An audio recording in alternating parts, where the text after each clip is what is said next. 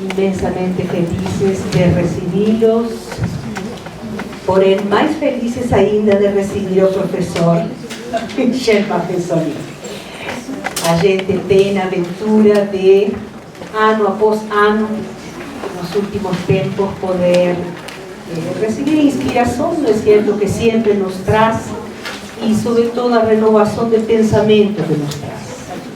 Não vou ler a sua biodata e suas referências, porque todo mundo já conhece, além de ser ele responsável por muitos brasileiros que fazem suas teses de mestrado, suas teses de doutorado, seja no exterior, seja aqui mesmo, com base e com fundamento na bibliografia e nas referências dos livros do professor Martensoli.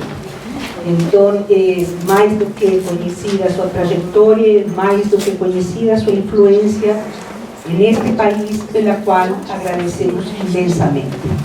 E eu não vou tomar, não é certo, mais tempo, porque estamos todos ansiosos em ouvir o que tem a dizer sobre um tema que, ao menos pelo que eu conheça, não é certo, muito frequente dentro de seus títulos, que é justamente o retorno da espiritualidade. Mais uma vez, professor, muito obrigada por estar, não é certo, disponibilizando sua experiência, seu conhecimento, sua trajetória com todos nós. A assinatura do livro que está sendo lançado, não é certo, hoje, que obviamente é, não é certo, o professor Martensoli. A palavra do silêncio vai ser realizada lá embaixo, na sala Martin Luther King. Bien, chers amis, je vous remercie de cette invitation encore. Meus amigos, agradeço mais uma vez pelo convite. Je suis devenir un habitué de Pallas Athéna. Eu já me tornei um habitué da Pallas Athéna. Il faudrait qu'on me laisse une chambre presque. Eu até precisaria ter um quarto aqui para mim. Já preparados. Já preparados. Bon. Bien, je vais vous dire quelques petites choses en effet sur le retour de la tradition spirituelle. De fato, eu vou dizer algumas coisas a respeito do retorno da espiritualidade, da tradição espiritual. J'ai dit des petites choses. Pequenas coisas, algumas coisinhas. Voilà, pas vraiment un vrai exposé. Não se trata de uma apresentação J'ai vu que vous completa. aviez mis, n'est-ce pas, sur la fiche séminaire. Donc le séminaire, ce n'est pas une conférence. Então eu vi que vocês colocaram o impresso seminário. Seminário não é uma conferência. Et l'étymologie d'ailleurs est intéressante parce que le séminaire, en latin, c'est la semence. C'est lancer des graines en quelque sorte. Aliás, a etimologia da palavra é interessante, na palavra seminário. Semens em latim é semente, lançar a semente. Oui, et je pense que on est dans un moment important où, au-delà des grands systèmes, Eu penso que atualmente estamos num momento importante. Para além dos grandes sistemas, justement, il faut se contenter, je dirais, de petites idées qui accompagnent notre chemin de pensée. temos de nos contentar com algumas pequenas ideias que acompanham o trajeto de nosso pensamento. Alors, également, Athéna, Pallas Athéna. E também a palavra Atena, Pallas Atena. C'est une grande déesse de la sagesse, bien évidemment. Atena é uma grande deusa da sabedoria, Et evidentemente. vous devez savoir qu'une des épithètes qui lui sont attribuées, E talvez saibam que dos epítetos que são atribuídos a ela c'est Pronoia, Athéna Pronoia. é Atena Pronoia. Alors en grec, pronoiein, c'est celui qui pense avant. E em grego, pronoien significa aquele que pensa antes. C'est-à-dire quelqu'un d'une pensée prévoyante, en quelque sorte. Ou seja, aquele que tem pensamento previdente, Et prever. je pense que c'est cela qui est important actuellement, de savoir prévoir. d'avoir cette espèce de prévoyance contre, à bien des égards, la bien-pensance habituelle. E penso que atualmente é muito importante ter esse olhar que prevê, esse olhar de previdência, em oposição aos bem-pensantes. Oui, je crois qu'il faut bien réfléchir à cette... je ne sais pas comment c'est au Brésil, mais je vois en France comment la bien-pensance est quelque chose de très important, malheureusement. Eu não sei se é o caso aqui no Brasil, mas na França, o que chamamos de bien-pensance, ou seja, a opinião dos bem-pensantes, é algo muito comum, muito frequente, infelizmente. C'est ce qu'on appelle la doxa. Mais c'est important de voir que quand Aristote, par exemple, veut poser la philosophie, il dit que la pensée philosophique, c'est contre la doxa. Trata-se da doxa. Quando Aristóteles reflete sobre a filosofia, ele diz que o pensamento é contra a doxa. Mais la doxa, c'est, a priori, c'est l'opinion commune. E a doxa, a priori, é a opinião comum. Moi, je me suis amusé à dire que actuellement, il y avait de plus en plus une doxa savante. E eu costumo dizer que atualmente vemos cada vez mais uma doxa sábia. Les 3/4 des universitaires sont dans la doxa. Os 3/4 Sauf que notre ami, bien sûr, Edgar. Os 3/4 dos universitários estão dentro da doxa, com exceção do nosso amigo Edgar. Mais il y a véritablement une pesanteur de la bien-pensance universitaire. Sim, de fato, existe peso, uma gravidade dos bem-pensantes nas universidades. Et je rappelle une phrase de cette grande dame de la pensée qui est Hannah Arendt. E gostaria de lembrar uma frase dessa grande dama do pensamento, Hannah Arendt. Je la cite: le non-conformisme est la condition sine qua non de l'accomplissement intellectuel. Vou citar: o não conformismo é a condição sine qua non da realização intelectual. Et maintenant, si je peux me citer moi-même, E agora, se me permitem, vou citar a mim mesmo. Une des lois qui restera de mon travail. Uma das leis que vai permanecer do meu trabalho. J'ai dit que l'anomique d'aujourd'hui, c'est le canonique de demain. É quando eu digo que o anômico de hoje será o canônico de amanhã. L'anomique, anomos, c'est celui qui est au-delà, en deçà de la loi, en quelque sorte. Anômico de anomos é aquele que está aquém e para além da lei. Et que c'est cela qui va devenir le canon. E é ele que vai se tornar, é isso que vai se tornar um cânone. Voilà, moi ce qui me paraît important de participer au brouillement culturel contemporain.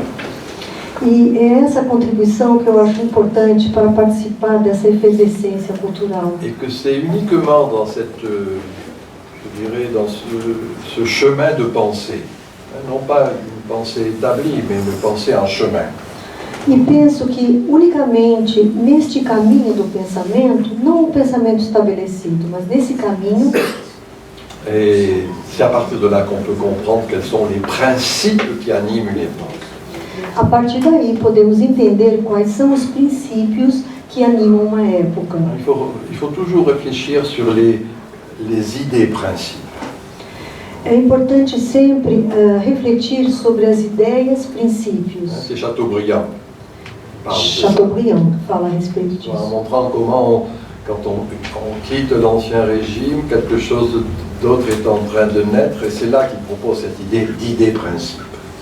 Então, quando ele fala, quando se abandona o antigo regime e algo novo está nascendo, é aí que ele fala de ideia-princípio. Le principe, en latin, principium, c'est le fondement. O princípio, em latim, principium, é o fundamento. Et en même temps, le principe, c'est princeps, le prince, c'est-à-dire ce qui fait autorité. E ao mesmo tempo, o princípio é o princeps, o príncipe, ou seja, aquele que tem Et autoridade. c'est quand on comprend en effet cette idée principe E de fato, quando entendemos essa ideia princípio, qu'on peut comprendre le fondement des choses et l'autorité de ces choses. aí entendemos o fundamento das coisas e a autoridade das coisas. Et c'est important d'avoir cela à l'esprit, bien évidemment, Importante manter isso em mente, parce qu'il faut, encore une fois, reconnaître une idée très simple, qui est assez peu admise, porque é preciso reconhecer uma ideia muito simples, que é pouco admitida, c'est qu'il y a des époques, é que existem épocas, balancement des époques. existe esse balanço das épocas. On l'oublie trop souvent, mais le mot époque, ça veut dire parenthèse. Muitas vezes esquecemos da origem, a palavra época significa parêntese. Donc les parenthèses, ça s'ouvre, les parenthèses, ça se ferme. E os parênteses se abrem e se fecham. Et donc est en train pour moi de se fermer la parenthèse moderne, en effet, E a meu ver, o parêntese moderno está se fechando atualmente. et en même temps, une autre parenthèse est en train de s'ouvrir, une autre époque est en train de naître, tout simplement. E ao mesmo tempo, um outro parêntese está se abrindo, uma outra época está nascendo. D'où la nécessité de saisir les principes. Daí a necessidade de captar os princípios. Encore une fois, les principes qui meurent et les principes qui naissent. Os princípios Ça, que il y a très morrem simple pour moi. e os princípios que estão nascendo, o que não é simples. Étant entendu qu'on a toujours, je dirais, en citant ici Joseph de Maistre, le bon sens et la droite raison réunis. Sabendo que temos sempre, como diz Le Mestre, o bom senso e a reta razão reunidos. C'est Joseph de Maistre, un grand penseur. Joseph de Maistre é um grande Bon, pensador, un peu réactionnaire. pouco reacionário, Mais justement parce qu'il était enraciné, il avait des racines. Enfin, moi je le vis toujours devant vous. e justamente porque ele tinha raízes. Et c'est lui qui fait cette conjonction entre le bon sens et la droite raison. E ele é que faz essa ligação entre o bom senso e a reta razão. Et quand Joseph de Maistre parle de cela, il ne fait que illustrer, il ne fait que redire ce qu'a dit saint Thomas d'Aquin. E quando Joseph de Maistre fala sobre isso, no fundo ele está ilustrando, ele está relendo São Tomás de Aquino. De saint Thomas, il faut retenir ça. Temos de reter, de São Tomás, temos de reter isso. Nihil est in intellectu qui non fuit prius insensi.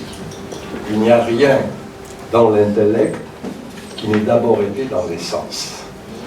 Não existe nada no intelecto que não tenha estado previamente no sentido. Voilà, si on le dit maintenant avec des mots un peu plus contemporains, Usando agora uma linguagem mais contemporânea, c'est le holisme. trata-se do holismo. C'est-à-dire, encore une fois, holos, c'est une espèce de conjonction, de globalité entre des choses que l'on avait séparées. E holos é essa conjunção de globalidades entre coisas que haviam sido separadas. Voilà, pour moi donc, reconnaître qu'il y a des époques différentes. Então aqui é importante reconhecer que existem épocas diferentes. Alors, ma thèse, E a minha tese, que j'ai développée depuis de longues années, que há muitos anos venho desenvolvendo, tous les livres que j'ai écrits, j'en ai trop écrit certainement, todos os livros que eu escrevi, certamente tenho escrito muitos livros, voilà, demasiado. et maintenant j'ai l'impression d'être un vieil oncle qui redit toujours les mêmes choses. E a impressão que eu tenho é que eu sou aquele tio velhinho que está sempre repetindo as mesmas Vous coisas. savez, dans les repas, il y a toujours un vieil oncle qui parle à la fin, il redit toujours pareil. Vocês sabem, né? Na refeição à mesa existe sempre aquele tio mais velho que repete, que diz sempre a mesma coisa. Voilà, moi j'ai eu une idée dans les années 70, et maintenant je répète mon idée. Então, eu tive uma ideia nos anos 70 e desde então eu vim repetindo essa ideia. Bon alors, mon idée quand même, Então, vamos falar dessa ideia. c'est qu'il y a fondamentalement des époques rationalistes. é que, fundamentalmente, existem épocas racionalistas, futuristes, futuristas, dont l'élément le plus important, c'est l'histoire. cujo elemento mais importante é a história. C'est-à-dire, dans le fond, une éternité lointaine. No fundo, uma eternidade longínqua. Voilà ce qu'est la modernité, Isso é a modernidade, les temps modernes, os tempos modernos, du XVIIe siècle jusqu'à la moitié du XXe siècle. desde o século XVII até meados do século XX. Mais il est d'autres époques Porém, há outras épocas où l'accent est mis sur ce qui est spirituel, onde a ênfase está no espiritual, mémoriel, no que é memorial, ce qui est de l'ordre du destin, e o que é da ordem do destino, où ce n'est pas forcément l'histoire lointaine qui prévaut, onde não é necessariamente a história longínqua que prevalece, mais un espace que l'on vit avec d'autres. e sim um espaço em que vivemos com outros. Ce que j'appelais, moi, l'instant éternel. Eu chamava isso de instante eterno, C'est-à-dire comment, en quelque sorte, l'éternité va se vivre dans le moment vécu. de certa forma, a como a eternidade é vivida no momento que é vivido. Vous voyez, on a, pour bien me faire comprendre, on a en grec deux mots pour dire le temps. Em grego, existem duas palavras para dizer tempo. J'espère que vous avez étudié le grec à l'école. Vocês estudaram grego na escola, espero, né? Não? C'est dommage quand Que même. pena. Chronos, chronos, Cronos, chronologie, etc. cronologia, etc. C'est ce temps prospectif, É o tempo prospectivo, progressiste.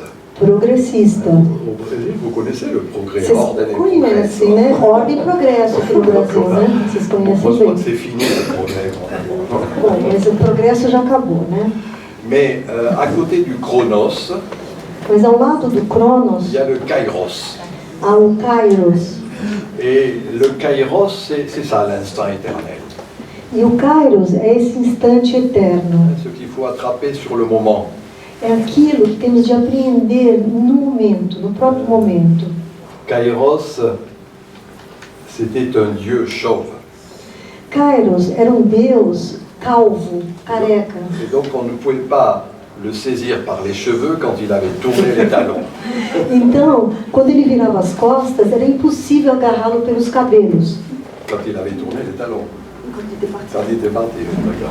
Donc il fallait le saisir sur le moment. Então, era preciso agarrá-lo naquele momento. Voilà ce qui est pour moi l'instant éternel. E isso, para mim, é um instante eterno. Voilà ce qui sont les époques où va prédominer le mémoriel et le spirituel. E essas são as épocas onde predominou o memorial e o espiritual. Et disons, la contraction, je redirai peut-être après, la contraction pour bien comprendre cela, E a contração, para entender bem isso, voltarei depois dessa questão. je l'emprunte à Léon Blois, Então, é uma frase que eu tomo emprestada do Léon Blois. encore un réactionnaire, tiens, celui-là. Ele também é um reacionário, Mais la formule est très belle. mas a fórmula é muito bela. Le prophète est celui qui se souvient de l'avenir. O profeta é aquele que se lembra do futuro. C'est-à-dire une espèce de contraction, en quelque sorte, un présent, Existe aí uma espécie de contração entre o presente, un présent qui s'enracine dans le passé um presente que é enraizado no passado et qui est donc est gros de l'avenir. e que está gestando um futuro. Gros, vous avez traduit gestable, oui c'est bien, c'est ça. Oui. Donc en fait, oui, comme grossesse. É, gros seria como grávido, como se fosse grávido. Et donc c'est cette espèce de conjonction, moi, qui me paraît important d'avoir à l'esprit. Então essa conjunção me parece ser muito importante C'est de ça, lembrar. véritablement, le retour du spirituel. E isso é, de fato, verdadeiramente o retorno do Et espiritual. en effet, c'est ce que j'ai développé dans mon livre La parole du silence, E, aliás, foi o que eu desenvolvi em meu livro, A Palavra do qui est Silêncio. un paradoxe. Existe aí um paradoxo, né? Qui vient de cette belle page biblique.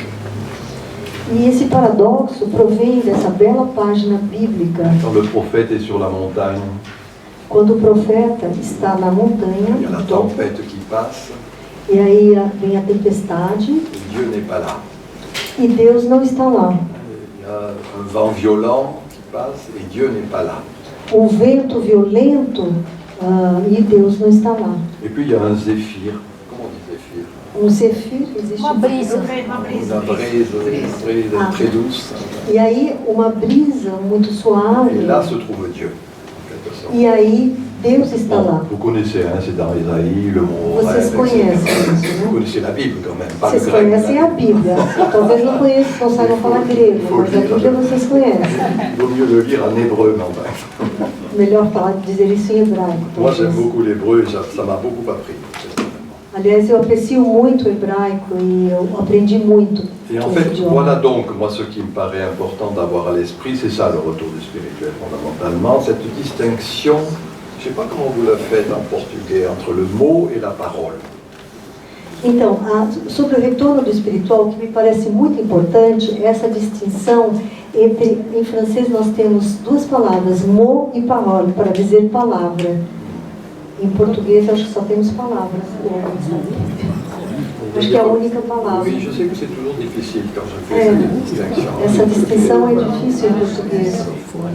Alors que, en gros, le mot est toujours quelque chose qui doit nous amener à la parole fondatrice. De um modo geral, o mot é algo que deve nos conduzir até a palavra fundadora. Sinon, le mot reste de la doxa. Porque se não for o caso, ele vai continuar sendo doxa, o mot. Il est de l'ordre de la jactance, É da ordem da jactância, de la suffisance, daquela suficiência, de l'arrogance. arrogância, Parce qu'il veut tout expliquer. aquilo que está tudo explicado. Explicare, c'est mettre à plat, c'est enlever les plis. Explicare significa tirar as pregas, aplainar. Alors que la parole est compréhensible. Ao passo que a palavra, ela é abrangente. Compreendere, c'est prendre tout en même temps. Compreendere significa tomar tudo ao mesmo tempo. Donc, non pas expliquer, non pas mettre à plat, Não se trata de explicar ou de aplainar algo, mais de voir la dimension complexe des choses. e sim de perceber a dimensão complexa da coisa. Le clair-obscur de l'existence. Ou seja, o claro obscuro da existência. C'est ça la parole du silence. É isso, a palavra do silêncio. Voilà. Palabre, c'est parole alors. Oui, parole. Ça paraît important. Et je dirais que c'est là qu'il y a en quelque sorte le cœur battant de l'ordre symbolique et spirituel. Eu diria que aí se encontra o coração pulsante da ordem simbólica e espiritual. Quand je dis une époque purement rationaliste ou explicative, Quando falo numa época puramente racionalista ou explicativa, c'est celle du pouvoir institué des institutions. trata-se, eu estou me referindo à época dos poderes instituídos, das instituições. Que ce soit le pouvoir économique, politique, social ou culturel. Quer seja o poder político, econômico, social ou cultural. Alors que la puissance est instituante. Ao passo que a potência é instituinte. Pouvoir, puissance. A diferença aqui entre poder e potência. Et alors quand le pouvoir est en accord avec la puissance, E quando o poder está em acordo com a potência, ça marche. funciona. Il est des moments où il y a un désaccord entre le pouvoir et la puissance. Mas existem momentos em que há desacordo entre o poder e a potência. On trouve des quantités d'exemples historiques. Há inúmeros exemplos históricos. Dans la Rome antique, par exemple, quand le peuple se retire sur l'Aventin. Dans la Rome ancienne, antique. Então, na Roma antiga, quando o povo se retira Sur le mont Aventin. no monte e vai para o monte Aventino, Oui, c'est une des collines romaines. que é uma das colinas romanas, La formule est très belle. Le sécession plébis. Le peuple fait sécession. A fórmula é muito bela. O povo faz secessão. Et puis on a des quantités d'exemples, si vous voulez, de cette sécession. E há muitos outros exemplos desta secessão. Moi, je m'amuse à observer comment en France actuellement, les gilets jaunes, c'est une manifestation de cela. E eu percebo que na França atualmente os coletes amarelos é uma manifestação disto. Mais vous allez avoir un peu partout de par le monde de ces sécessions populaires. Mas no mundo inteiro estamos vendo essas secessões populares Qui ne sont pas politiques, e que não são políticas, qui sont de l'ordre de la puissance. que são da ordem da potência. C'est-à-dire dans le fond de quelque chose qui est de l'ordre de la tradition. E no fundo trata-se de algo que é da ordem da tradição, De l'ordre, encore une fois, de l'enracinement spirituel. da ordem do enraizamento espiritual. Ce que je dis depuis tout à l'heure, qui est de l'ordre réactionnaire. E o que eu dizia há pouco, que é da ordem do reacionário. Je tiens à préciser que le réactionnaire n'est jamais conservateur. E é importante dizer que o reacionário não é jamais conservador. Il est tout à fait enraciné, tout simplement. Ele está totalmente enraizado. Et c'est cela qui est en jeu, je dirais, moi, dans l'ordre symbolique ou spirituel. E é isso que está em jogo na ordem simbólica ou na ordem espiritual. Puis-je encore le redire en grec, cela? E vamos dizer isso em grego. Symbolé, c'est-à-dire rassembler des choses qui étaient séparées. Symbolé, ou seja, reunir coisas que estavam separadas. Vous voyez, le symbole, c'était quand on coupait en deux un anneau, chacun gardait un morceau de l'anneau, et la reconnaissance symbolée quand on mettait les deux morceaux de l'anneau ensemble.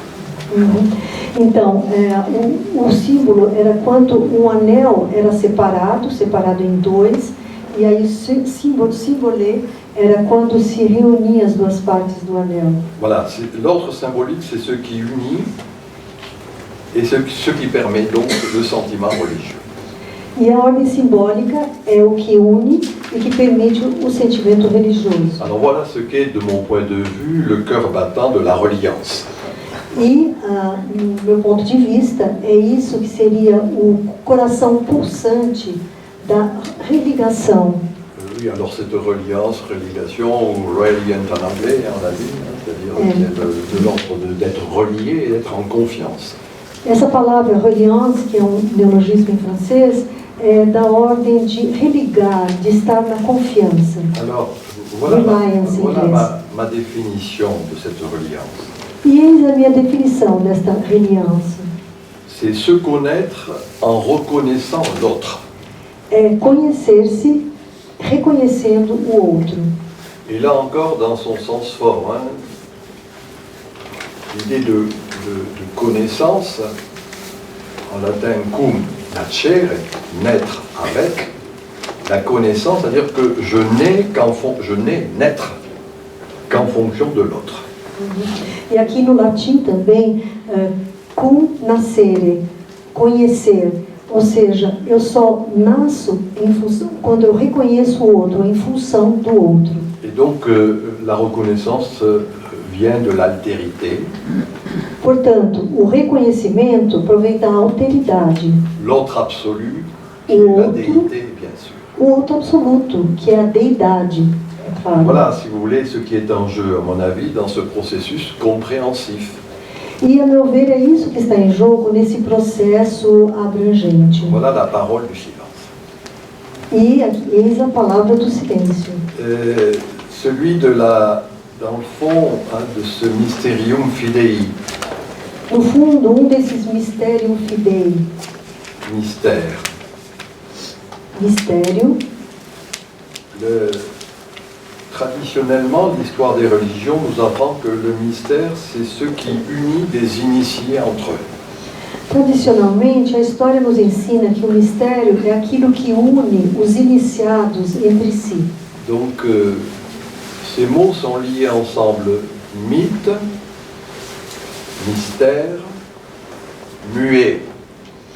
E as seguintes palavras estão ligadas: mito, mistério, mudo. Et le mot muet, vient de même étymologie que mystère et mythe.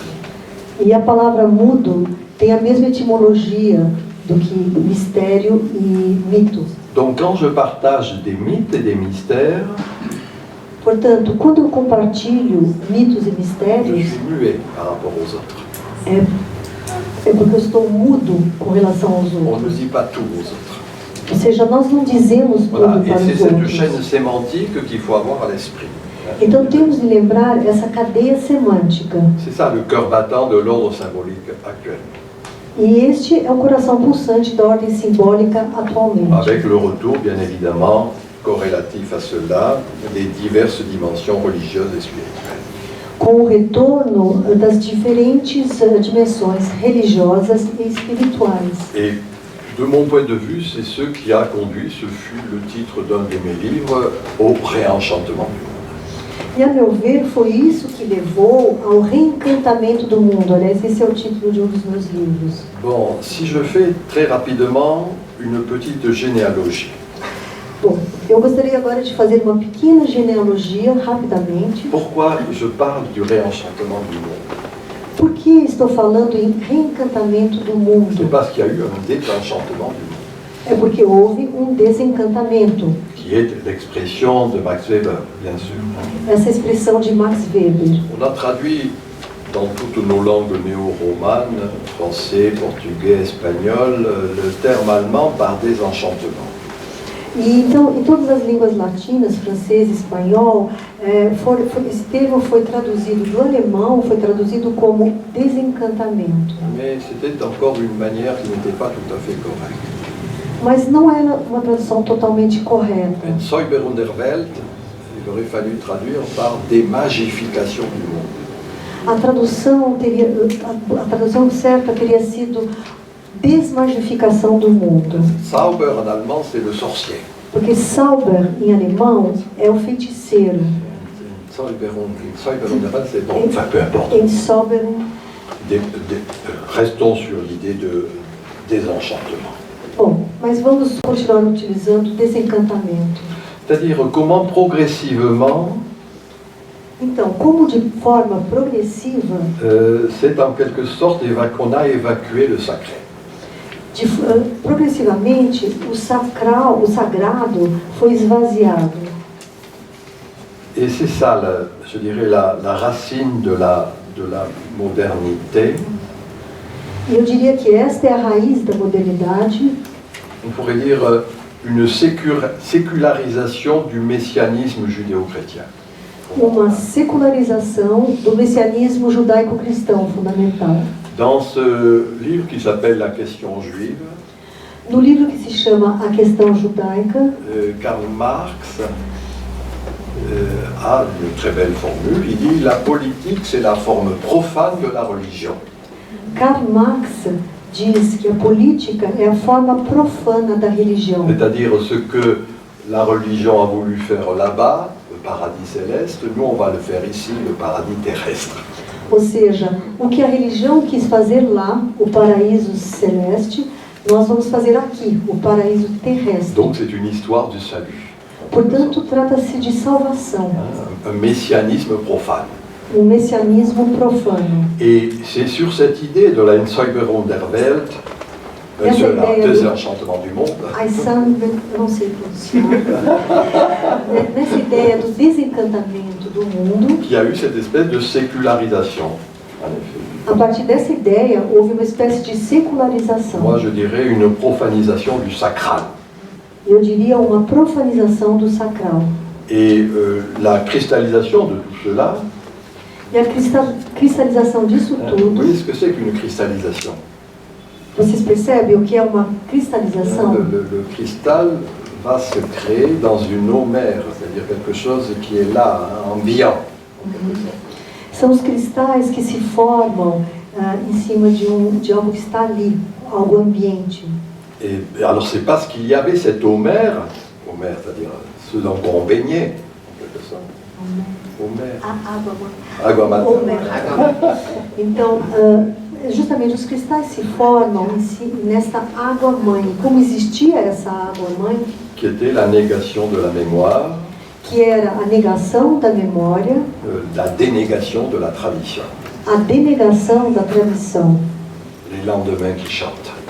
São o amanhã que canta. C'est une expression martienne, les lendemains qui chantent. De Marx. Oui. Aliás, essa é uma expressão de Marx. En français, je ne sais pas si vous pouvez traduire ça Les en lendemains français. qui chantent. Oui. São os amanhãs que cantam. En français, un truc amusant à traduire, c'est demain on rasera gratis. Em francês tem uma expressão que é a seguinte: amanhã nós vamos raspar ou fazer a barba grátis. Voilà, un peu quelque chose qui va projeter vers le futur.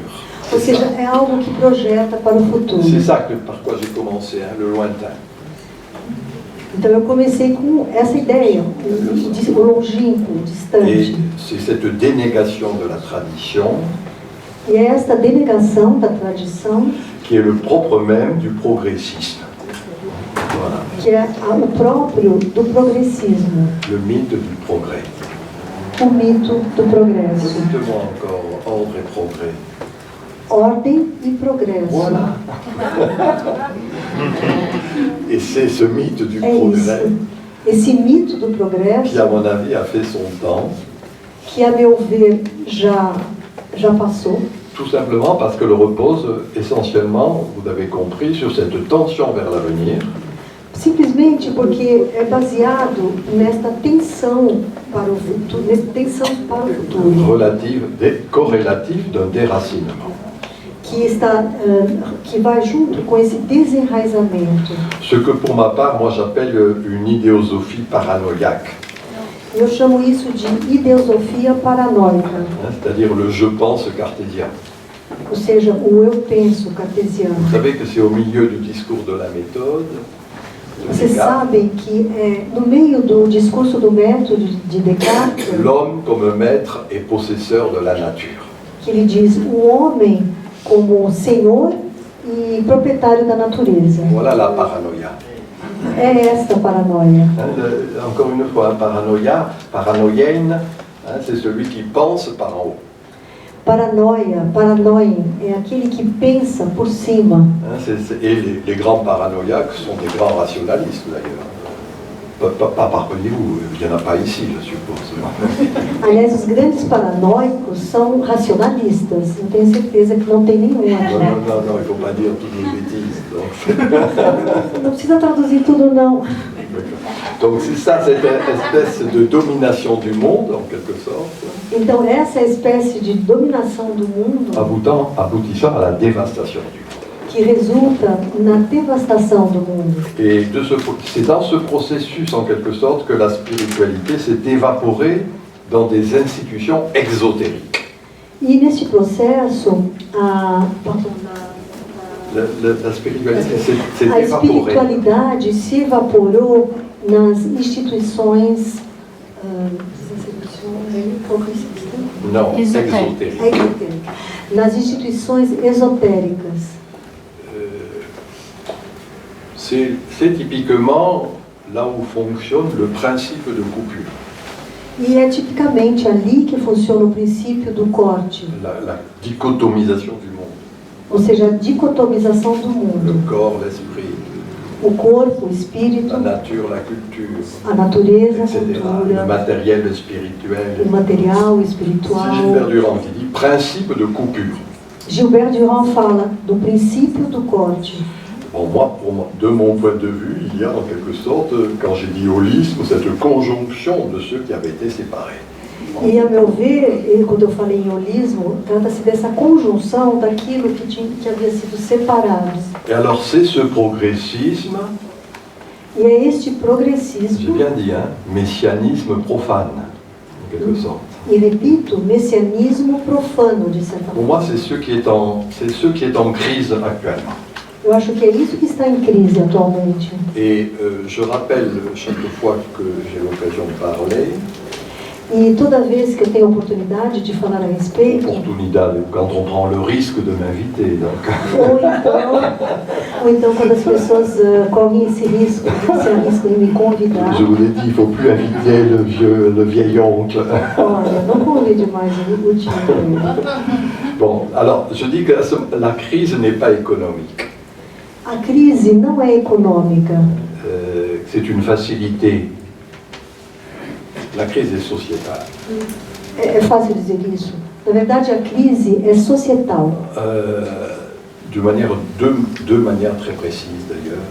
De uma maneira muito precisa, aliás. Crisis, c'est le jugement qui est porté par ce qui est en train de naître par rapport à ce qui est en train de cesser. C'est ça, crisis. Crise significa o juízo, a opinião que está sendo dada daquilo que está terminando para aquilo que está nascendo.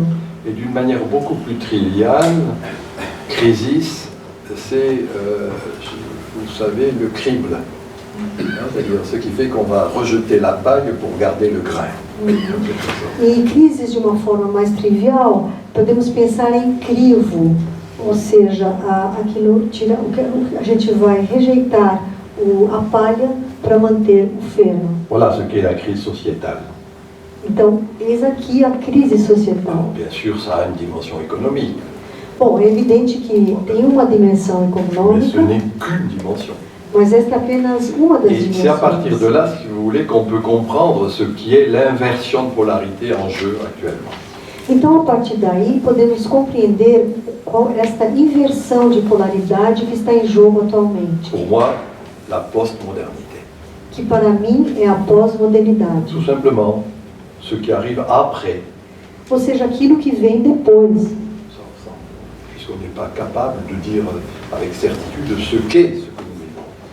porque nós não somos capazes de dizer com certeza o que é que nós estamos vivendo agora. Mais cette postmodernité, si je me suis bien fait comprendre, pas simplement celle qui va renvoyer vers le futur, E esta pós-modernidade, se me entenderam bem, não é simplesmente aquilo que vai remeter ao futuro, mais encore jouons sur l'oxymore, une transcendance immanente. mas trata-se de uma transcendência imanente. Il y a la reconnaissance de l'autre, Ou seja, temos o reconhecimento do outro, mais cette reconnaissance s'immanentise en quelque sorte. mas este reconhecimento se torna imanente de certa forma. Dans l'Église catholique, c'est le très beau mystère de l'incarnation. E na Igreja Católica é o belíssimo mistério da encarnação. C'est l'incarnation du divin, en quelque sorte. A encarnação do divino, de Alors certa voilà ce qu'est de mon forma. point de vue le retour aux racines. Então, a meu ver, esse é o retorno às raízes. En gros, la dette de ce que l'on doit au passé. E, em suma, a dívida que nós temos para com o passado. Parce qu'à côté du progressisme d'Auguste Comte, Porque, ao lado do progressismo de Auguste Comte, il a cette belle formule, les morts gouvernent les vivants. ele tem essa fórmula muito bonita: os mortos governam os vivos. Et on voit ce que l'on doit justement à ceux qui sont passés, en quelque sorte. Então, nós percebemos o que nós devemos àqueles que já passaram. Et voilà ce que pourrait être, j'emprunte ici une expression à Gilbert Durand ou à Henri Corbin, les Orients mythiques. Então, isso talvez seja os orientes míticos. C'est-à-dire, Tomando emprestada aqui a expressão do Gilbert Durand. dans le fond simple du terme, une spatialisation du temps. E, no fundo, trata-se de uma espacialização do tempo. Ce temps qui se contracte en espace, en quelque sorte. É um tempo que se contrai em espaço. Voilà ce qu'est le retour aux racines. Este é o retorno às raízes. Dans la tradition phénoménologique, Na tradição fenomenológica, Schritt zurück. Schritt zurück. Qui n'est pas Schritt zurück, c'est pas un retour en arrière. C'est Heidegger ou Husserl, hein, peu importe. C'est pas un retour en arrière. Não se trata de um retorno ao passado, atrás, para trás. Comment vous pouvez traduire ça? Le pas en amont. Seria o passo adiante, ou à frente. Non, Não? non. En amont, À montante, c'était avant, à hein. montante. Le pas en amont. Hein. Et c'est ça, cette idée, en quelque sorte, du fait qu'il y a ce retour. Então, essa ideia que existe esse retorno. Alors, voilà ce qui se... Alors, vous avez un mot en portugais que nous n'avons pas en français, c'est le mot ingresso. Vocês têm uma palavra em português que nós não temos em francês. É a palavra ingresso. Alors je sais qu'ingresso, ça a une signification précise en portugais. Eu sei que ingresso tem um significado preciso em Mais português. le mot ingre en latin, c'est une énergie in, dedans. Mas a palavra ingresso em latim significa uma energia dentro. Non pas progressif, non Ou pas une seja, não énergie é progrès, pró de progresso, mas é in. mais de l'énergie qui va se focaliser, qui va se cristalliser. É uma energia que se focaliza, que se cristaliza. Alors voilà ce qui serait, et je l'ai développé dans certains de mes livres, une philosophie progressive qui n'est pas une philosophie progressiste. Então isso seria uma filosofia progressiva, que não é uma filosofia progressista. E foi isso que eu desenvolvi em alguns dos meus livros. Et c'est ça l'apocalypse postmoderne. E este é o apocalipse pós-moderno. Apocalypse, ça veut dire révélation. Apocalipse significa revelação. Donc révélation qui est vécue par la société officieuse, pas par la société officielle. E essa revelação, ela é vivida pela sociedade oficiosa, não a sociedade oficial. Voilà ce que crée cette idée de cette parole. Quand un mot devient parole, en quelque sorte. Então essa ideia, quando o mot se torna palavra, de certa forma. C'est l'homo latumus, l'homme caché. O homo latumus, o homem escondido, Le roi clandestin d'une époque. o rei clandestino de uma era.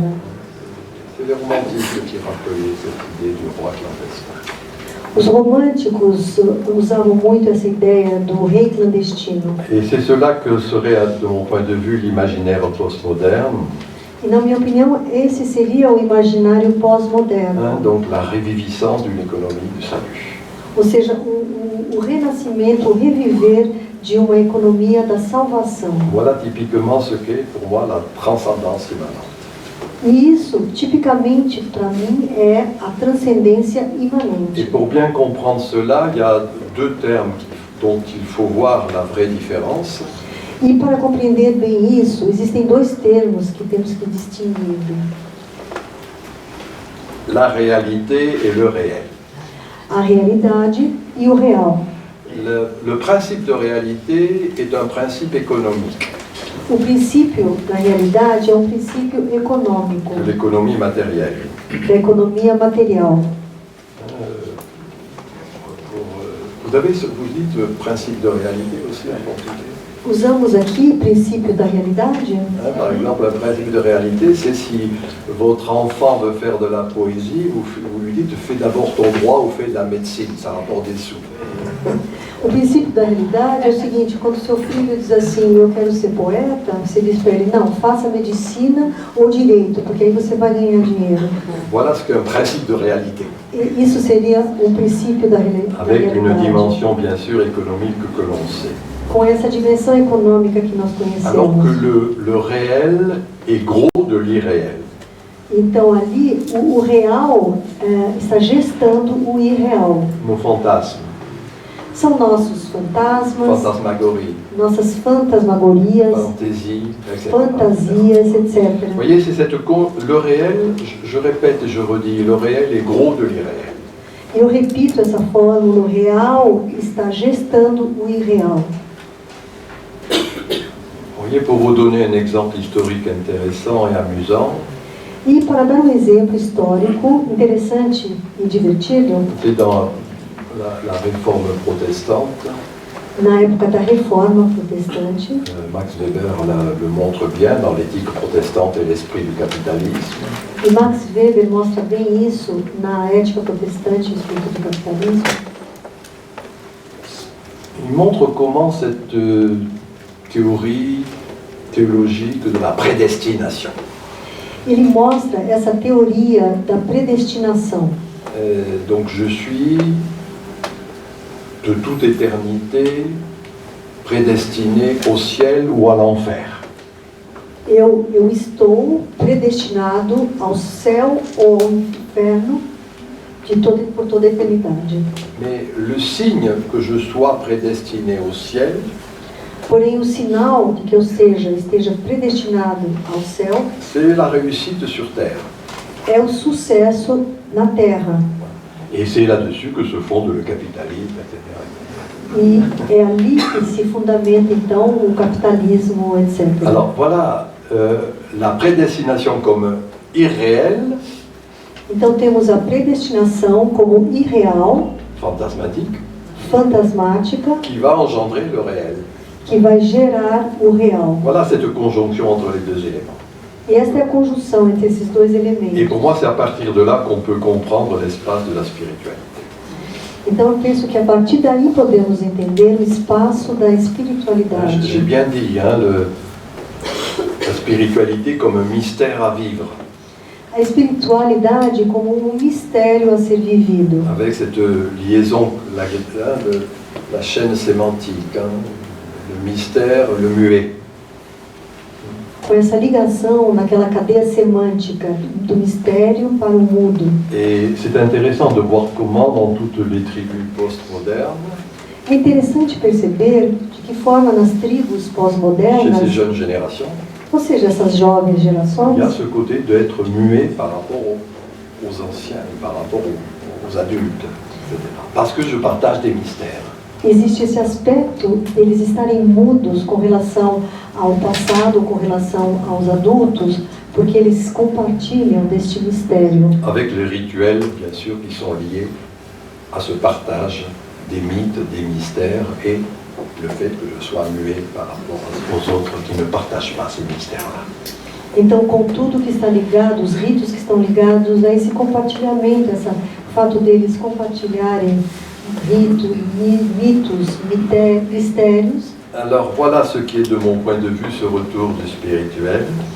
Então, no meu ponto de vista, isso seria o retorno do espiritual. Non plus la simple économie, Não mais a simples economia, mais le néologisme, là c'est un néologisme hein, que je propose, l'iconomie. e sim, eu vou usar aqui um neologismo, a economia. C'est-à-dire le partage des images, icônes. Ou seja, compartilhar as imagens, os ícones. Et que c'est cette rébellion des images, ce partage des images, E esta rebelião das imagens, este compartilhamento das qui imagens, fait qu'on n'est plus en quelque sorte obnubilé par le matérialisme de l'économie. faz com que nós não sejamos mais obnubilados pelo materialismo da economia. Voilà mon hypothèse de fond. Aliás, essa é a minha hipótese fundamental. Dans la société officielle reste la prévalence de l'économie, Na sociedade oficial prevalece a economia, dans la société officieuse, l'importance de l'économie.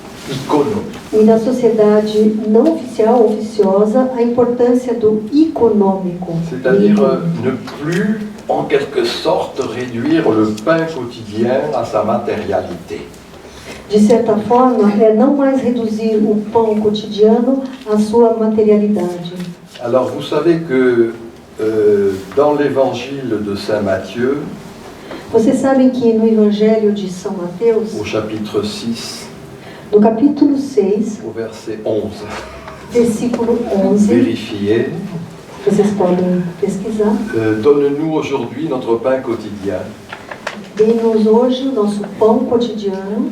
C'est pas le pain quotidien, c'est le pain substantiel. Não é o pão cotidiano, é o pão substancial. Panem nostrum substantiales da nobis hodie.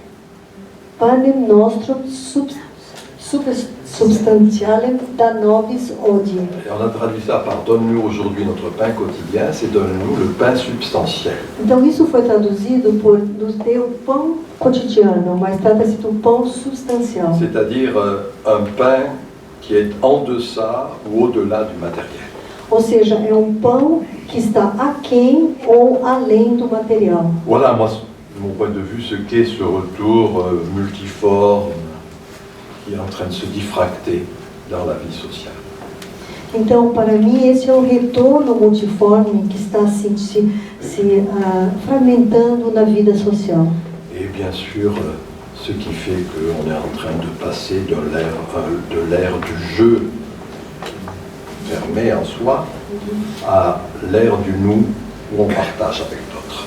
Partage sous ces diverses modulations, bien évidemment. E é por isso que nós estamos passando da era do eu, fechado em si mesmo, para a era do nós, do compartilhar com os outros. Et c'est le retour de la tradition spirituelle.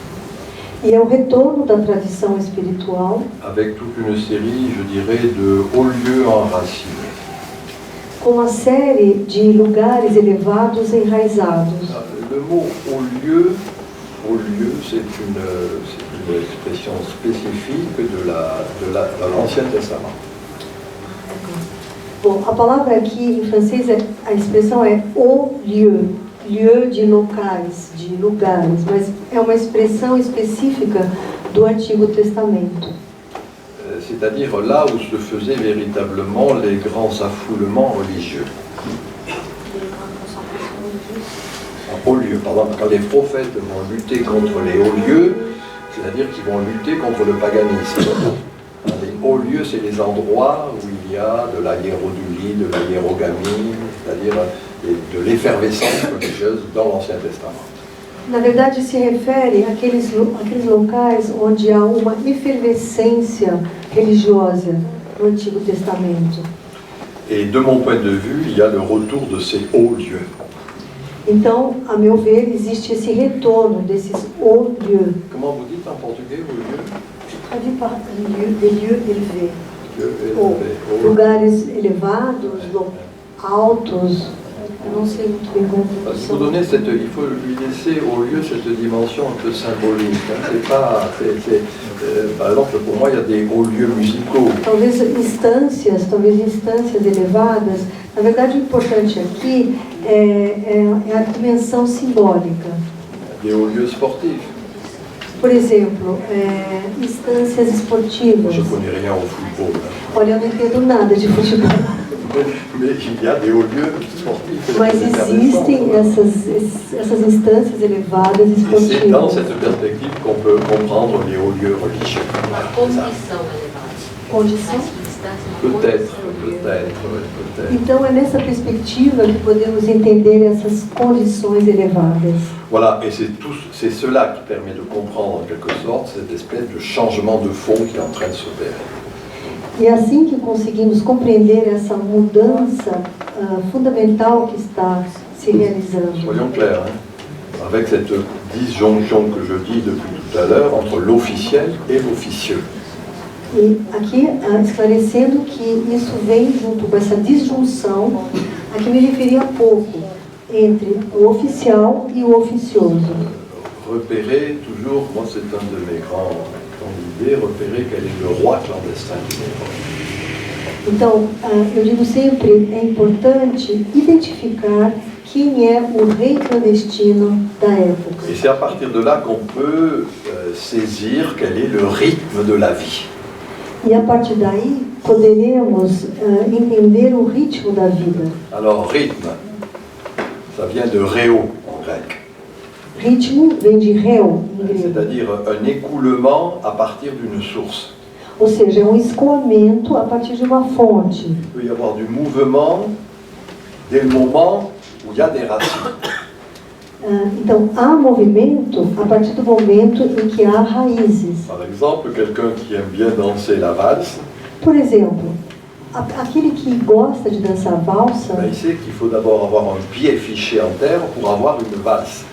ele sabe bem que primeiro tem que ter o pé bem firme no chão para depois poder valsar. Voilà ce qu'est de mon point de vue le rythme de la vie. Então, isso, para mim, é o ritmo da vida. Cet enracinement dynamique, si je prends mon oxymore, enracinement dynamique. O enraizamento dinâmico, C'est-à-dire, usando meu dans le oxímoro. fond, tout simplement, la plante humaine No fundo, simplesmente, a planta humana reconnaît que comme toute plante, elle a besoin de racines pour croître. reconhece que, como toda e qualquer planta, ela necessita de raízes para crescer. Voilà un peu ce qui, moi, me paraît être en jeu contemporainement dans cet enracinement dynamique, celui de la tradition est celui en quelque sorte de la spiritualité. Então é isso que está em jogo no enraizamento, esse enraizamento da tradição e o enraizamento da espiritualidade, é o que está em jogo atualmente. Non plus, pour dire en bref, la flèche du temps, le progressisme. Então, não se trata mais da flecha do tempo, o progressismo, Non plus le cercle, le retour du même nietzschéen. e não se trata tampouco do retorno do círculo, do retorno do mesmo, de Nietzsche. Mais la spirale, Trata-se aqui da espiral. qui est la philosophie, là, de mon point de vue, la philosophie progressive. E esta é a filosofia progressiva. Et c'est cette tradition-là, tradition spirituelle, qui peut permettre de comprendre le réenchantement du monde. E essa tradição espiritual pode permitir entender o reencantamento do mundo. Voilà, j'arrête là. Então, vou parar por aqui. Je suppose qu'il va y avoir peut-être des questions, des choses comme ça. Madame, Eu suponho que vocês tenham perguntas.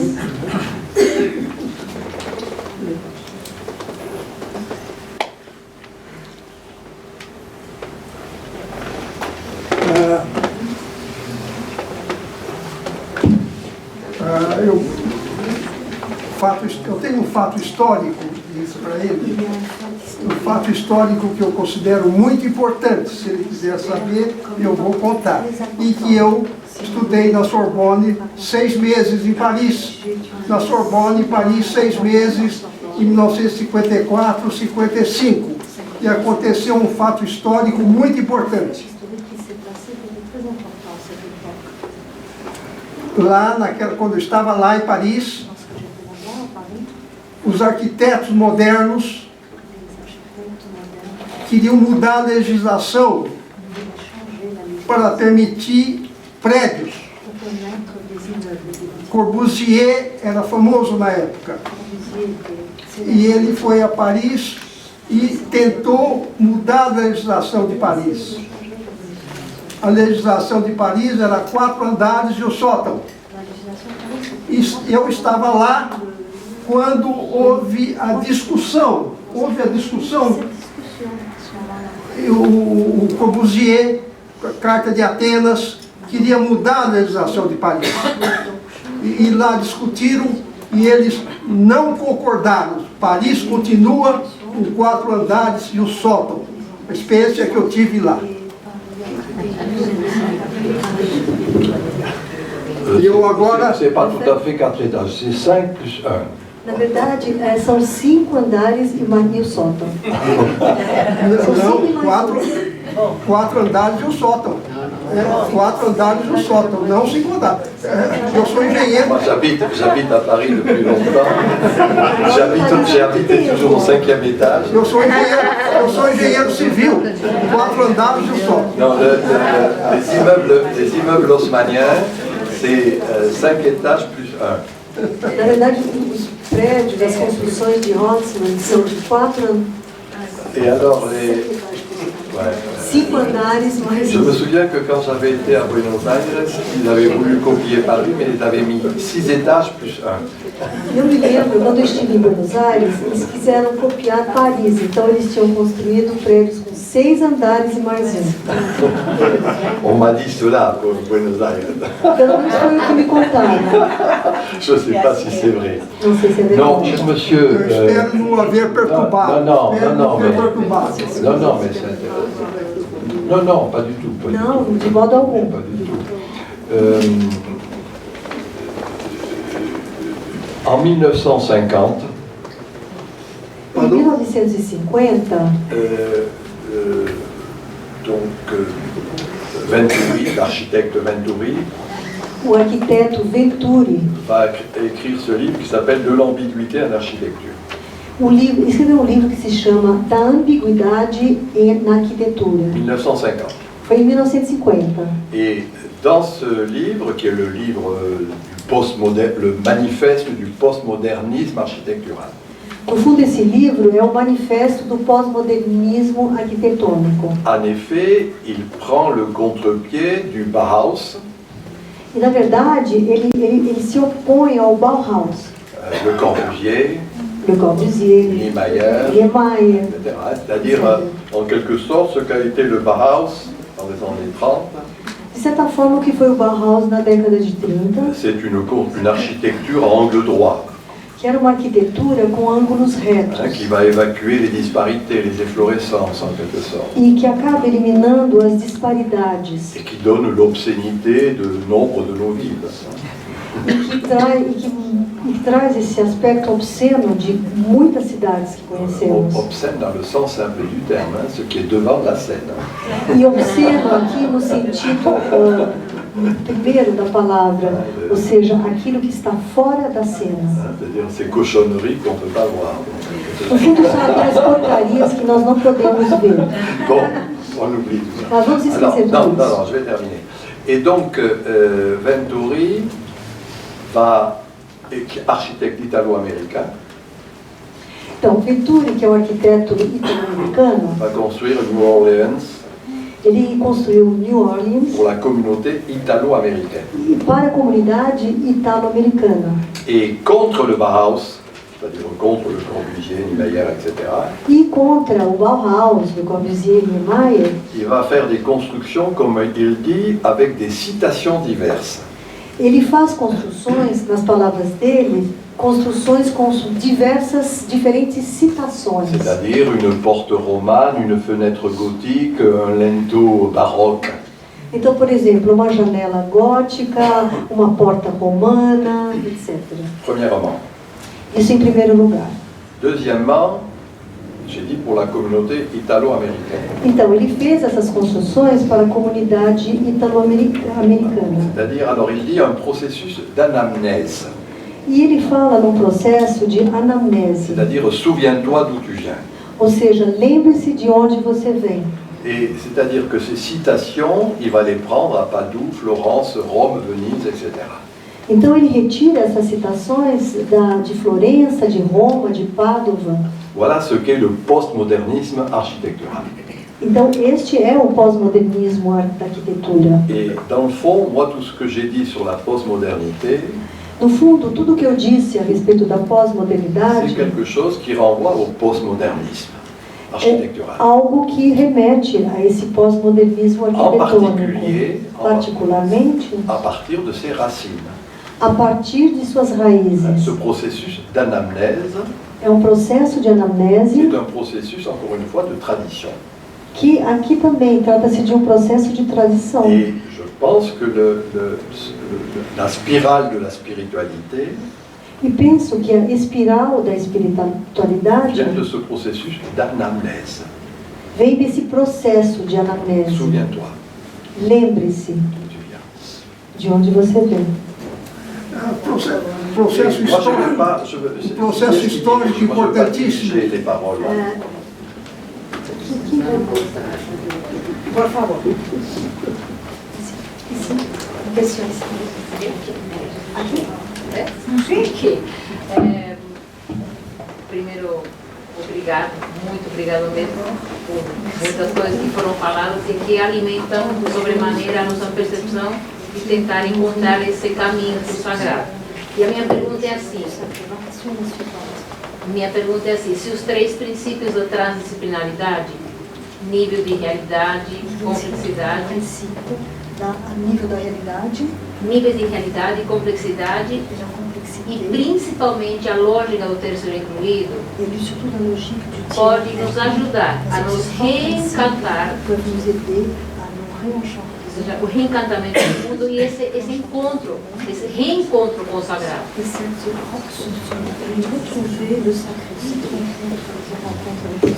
Bien sûr. Moi, j'ai pas employé le mot, Sim, eu não usei a palavra, mais le mot de mon ami Edgar Morin, complexité. a palavra complexidade de meu amigo Edgar Morin. Mais parce que c'est la propriété d'Edgar Morin. Essa é a propriedade de Edgar Je ne Morin. suis pas un voleur. Eu não quis roubar. Mais fondamentalement, sur cette idée, je suis bien sûr en accord Mas total. claro que concordo totalmente com essa Bon, ideia. je dis hétérogénéisation, polythéisme, avec Heterogeneização, politeísmo, etc. Mais vous avez raison, c'est-à-dire que la grande logique qui fut la logique moderne. Mas a senhora tem razão. A grande lógica, que foi a lógica moderna, Je l'avais là, puis je ne l'ai pas dit parce que c'était trop long, eu finalement. até tinha aqui no texto, mas eu, como não ia Mais levar muito c'est tempo, la eu não logique falei. dialectique. Mas trata-se da lógica dialética. Thèse, antithèse, synthèse. Tese, antítese e síntese. Dialectique qui repose, comment dire, sur le fait qu'on va dépasser, Aufhebung, dépasser le contraire. E essa dialética baseia-se no fato que nós vamos superar, ultrapassar o contrário. Le mal, O mal, le péché, o pecado, le dysfonctionnement, etc. o disfuncionamento, a disfunção, En termes de etc. logique, vous l'avez bien dit, c'est le tiers exclu. E em termos de lógica, como bem disse, é o terceiro excluído. Alors, personnellement, mais dans la foulée de Gilbert Durand, Então, pessoalmente, mas na esteira de Gilbert Durand, et je l'ai écrit dans plusieurs de mes livres, aliás, eu mencionei isso em vários livros meus, j'ai mis en œuvre une logique contradictorielle. eu, na verdade, coloquei uma lógica contraditória, contraditorial, C'est un néologisme. que também é um neologismo. Mais je sais que ça a été, ça a été traduit en portugais, mais on a dû garder le mot contradictoriel. Provavelmente na tradução a palavra foi mantida, Et donc c'est contraditorial. fondamentalement le fait de ne pas dépasser le contraire. E aí trata-se de não superar, não ultrapassar o contrário. C'est le tertium datur. É o tertium datur. Le tiers est donné. Ou seja, o terceiro está dado. On le maintient en tant que tel. Então ele é mantido enquanto tal. Moi j'ai proposé encore un oxymore, harmonie conflictuelle. Eu proponho outro oxímoro, a harmonia conflitual. C'est-à-dire une harmonie qui repose sur la tension des éléments. Ou seja, uma harmonia baseada na tensão entre os elementos. Hein, la voûte de la cathédrale gothique, Notre-Dame la Pauvre. Por exemplo, a abóbada da catedral gótica. C'est-à-dire la tension des pierres, A tensão das pedras, c'est ce qui assure l'harmonie de la voûte. no fundo, é isso que garante a harmonia da abóbada. Et de mon point de vue, c'est cela qui est en jeu actuellement, cette harmonie conflictuelle. E penso que é isso que está em jogo atualmente, essa harmonia conflitual. Et le sacré s'inscrit dans cette perspective-là. E o sagrado se inscreve nesta perspectiva. Alors, disons complexe, disons harmonie conflictuelle, peu importe. Podemos falar em complexidade, harmonia conflitual, pouco importa. Mais ça renvoie à un terme que je n'ai pas employé ici, Isso remete a um termo que eu não usei aqui, et qui est au cœur de ce qui va être mon prochain livre, qui s'appelle La nostalgie du sacré. que estará no âmago do que será meu próximo livro, e chama-se A Nostalgia do Sagrado. Et qui est une réflexion, voire une méditation Trata-se de uma reflexão, até uma meditação, sur ce thème du sacral. sobre esse tema, o sacral. Le sacral, un peu comme étant en quelque sorte une diffraction du sacré. O sacral como sendo uma diflação do sagrado, Je préférerais dire une espèce de capillarisation du sacré. como uma espécie de capilarização do sagrado. Je prends ce modèle comme étant ce qu'avait proposé Durand ou Corbin quand il parlait d'imaginal. E penso no modelo que foi proposto por Durand ou Corbin quando eles falam em imaginal. C'est-à-dire montrant comment il y a un imaginaire qui se répand, qui se capillarise, qui se diffracte. É aquele imaginário que se difunde, que se capilariza. Qui fait que rien ni personne n'est indemne. Isso faz com que ninguém, nada nem ninguém permaneça ileso. Voilà. Et donc le sacral, ce serait ça. Então, isso seria o sacral. Rien ni personne ne sera indemne. Ou seja, nada nem ninguém permanecerá ileso. Voilà. C'est cette idée-là, moi, qui me paraît importante. É essa ideia que me parece ser importante. Donc non pas un dépassement, Então, não se trata de ultrapassar. il qui est un terme un terme allemand qu'il est difficile de traduire, je ne sais pas comment vous le traduisez en portugais. Então, existe um termo alemão difícil de traduzir, Qui est la Verwendung. Verwendung, La Verwendung, c'est la reprise. que é a retomada. Pas exactement au même niveau, Quando se retoma, não exatamente no mesmo nível, et c'est ce qui assure la guérison. e é isso que garante a cura. C'est une- Non, non, reprise, c'est un terme d'heideggerien, Verwendung. Donc, on reprend quelque chose, Então, quando se retoma algo, pas exactement au même niveau, mas não exatamente no mesmo et c'est nível. ce qui assure, j'ai bien dit, une guérison. E é isso que vai garantir uma cura. Par exemple, quand j'ai proposé de parler du tribalisme, des tribus, Por exemplo, quando eu propus falar a respeito do tribalismo, das c'est pas tribos, les tribus dans le sens ethnologique du terme. não são as tribos no sentido etnológico do Je termo. reprends le mot de tribu, Então eu retomo a palavra tribo, je le tords, eu torço, il y a une torsion, existe aí uma torção, et ça aboutit à une forme de guérison du corps social. e aí o resultado é uma forma de cura do corpo social. Du coup, on n'est plus dans la perfection. E aí então nós não estamos mais no âmbito da perfeição, On est dans la complétude. e sim da completude. La complétude, c'est, vous voyez, pour le dire d'une autre manière très simple, A completude, para dizer de uma forma mais simples, enfin simple, mais ou menos simples, c'est rien n'est jamais simple, porque nada é simples, mais c'est cette espèce de chaîne sémantique, mas essa espécie de cadeia semântica, l'humus dans l'humain. o humus no humano, C'est-à-dire, dans le fond, se prendre acte qu'il y a cette boue dont on est pétri, cette poussière dont on est fait. no fundo é essa lama, é esse barro do qual somos feitos, esse pó do qual somos feitos. Voilà ce qu'est la complétude. E isso é a completude. Mais pour accepter l'humus dans l'humain, Mas para aceitar o humus no humano, il faut avoir l'humilité. é preciso ter humildade. Et bien sûr, de l'humour. E, é claro, humor.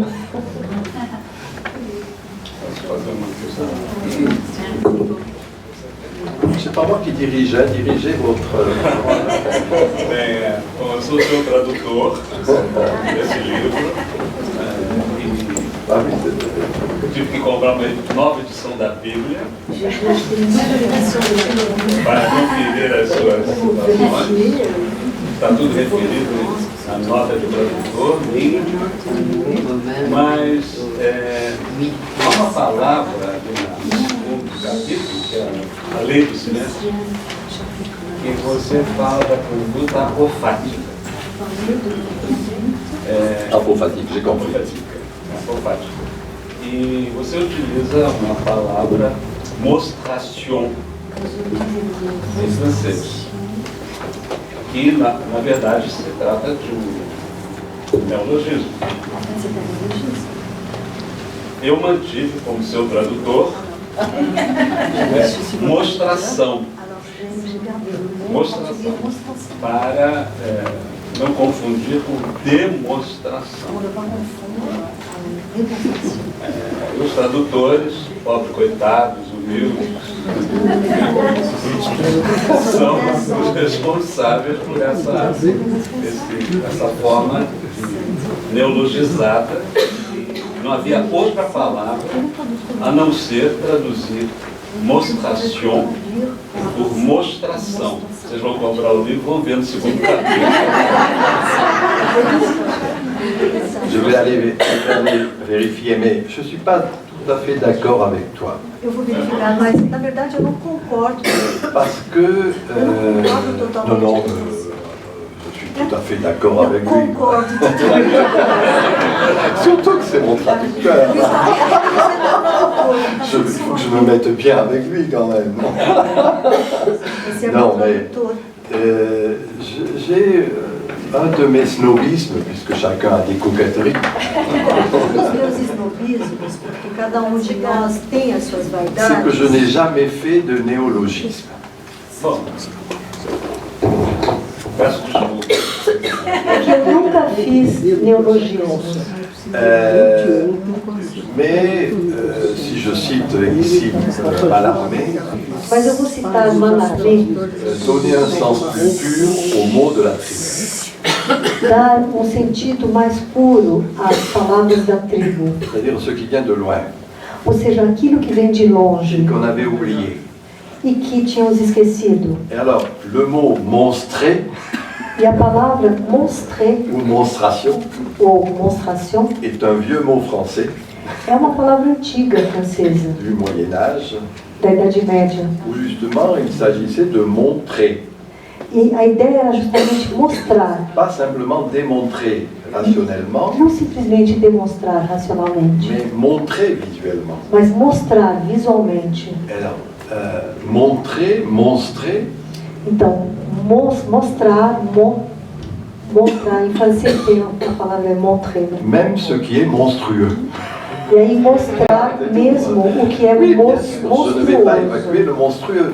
Eu não esvaziei o monstruoso. C'est ça que je disais tout à l'heure en disant humus dans l'humain. E é isso o que eu dizia há pouco, quando eu falava do humus no humano. Voilà, hein, sur ce point, donc peu importe, mais disons que on ne s'est pas trop contenté de la démonstration. Eu penso que nós, por muito tempo, nós nos satisfizemos com a demonstração. Ça, c'est la paranoïa. E essa é a paranoia. Alors que la monstration Ao passo que a mostração s'accorde, s'ajuste à ce qui est, pode ser ajustada, pode se ajustar ao que é, et non pas à ce qu'on aimerait qu'il soit, e não ao que nós gostaríamos que fosse, ce qui devrait être, ou que deveria ser, ce qui pourrait être. o que poderia ser. C'est ça, là, tu vois, la monstration. Alors, plutôt que la paranoïa, je ne sais plus dans lequel de mes livres, j'ai parlé de la métanoïa. E, bom, em vez de paranoia, em dos meus livros eu falei em metanoia. Métanoïa, ça veut dire métanoïen, ça veut dire une pensée d'accompagnement. Vem de metanoim, ou seja, um pensamento de acompanhamento, Je marche avec. Je ou marche seja, avec. caminho junto. La paranoïa surplombe, la métanoïa va à côté, en quelque sorte. A paranoia fica em cima, por cima. A metanoia ao lado. Alors, c'est cela qu'on peut rapprocher de l'attitude apophatique. E é isso que nós podemos aproximar da atitude apofática. Alors, l'apophatisme, là encore une fois, excusez-moi en grec, apophatein, ça veut dire ne pas parler directement, Então, isso vem de apofazene, significa não falar diretamente, mais par le biais. mas falar pelas beiradas ou enviesado, Par exemple, pour les mystiques pelo rénans, viés. les mystiques de la Rénan de la Rhénanie, du Rhin, Então, por exemplo, para os místicos da Renânia, Maître Eckhart, Suso, Tauler, etc., Suso, Tauler, Métrica, ils disent on ne peut jamais parler de Dieu directement. eles dizem o seguinte: não podemos nunca falar de Deus diretamente. On ne peut parler que par évitement, en quelque sorte. Podemos falar apenas através do evitamento. Voilà ce qu'est apophatique. E isso significa apofático. Et à côté de la mystique, bien sûr, Então, ao lado da il y a mística, une théologie apophatique.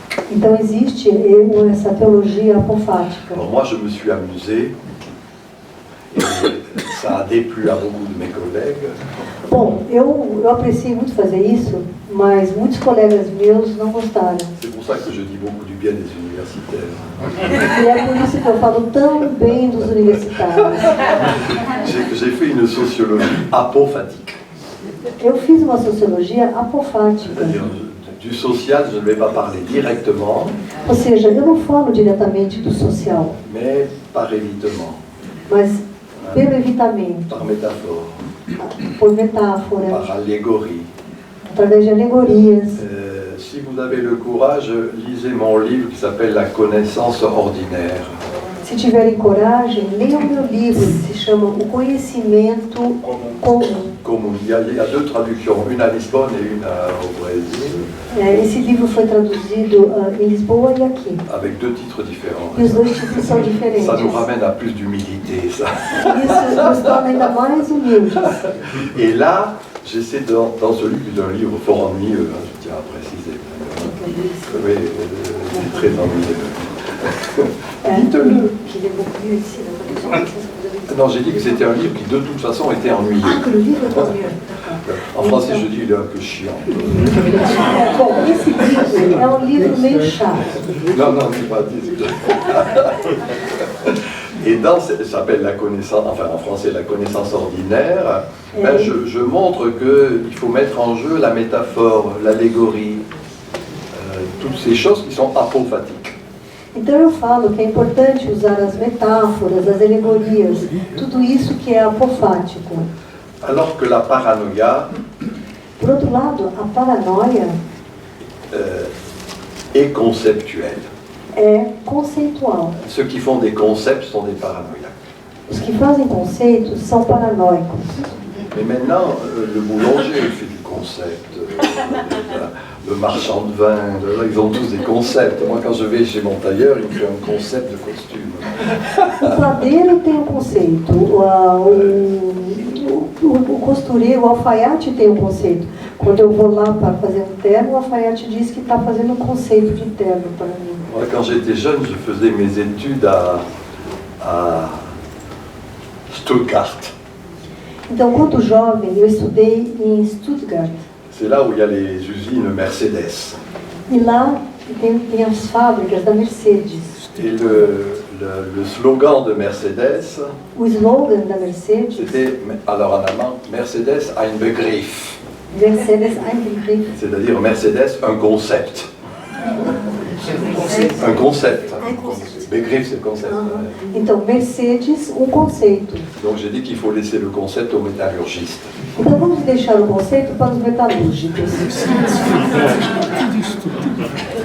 Restons sur l'allemand. Begriff. Então, vamos continuar com a Conceito. palavra alemã, conceito. Le mot Begriff vient du mot, alors je ne sais pas comment c'est en portugais, en français c'est griffer. Então, vem da palavra griffer em francês, que significa arranhar. Voilà, et donc le concept griffe, E esse conceito de garra, il blesse. de arranhar, aquilo que machuca. Alors voilà pourquoi je préfère la monstration à la démonstration. E é por isso que eu prefiro a mostração à demonstração. C'est ça l'apophatique, mais il faut regarder la théologie apophatique, elle est intéressante.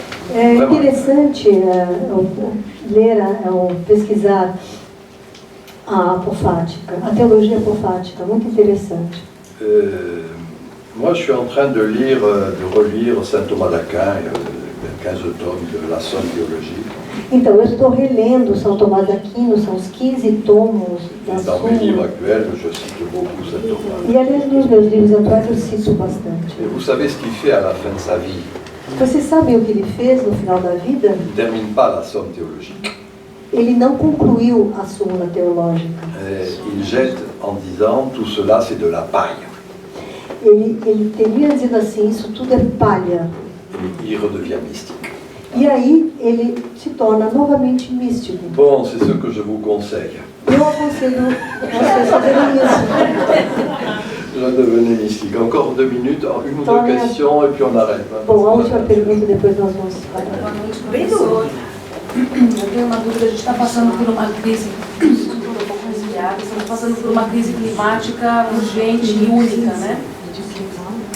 A minha dúvida é se essa crise climática, ela pode acelerar o nosso caminho para o reencantamento do mundo, ou se ela já é um sinal do próprio reencantamento que estamos vivendo.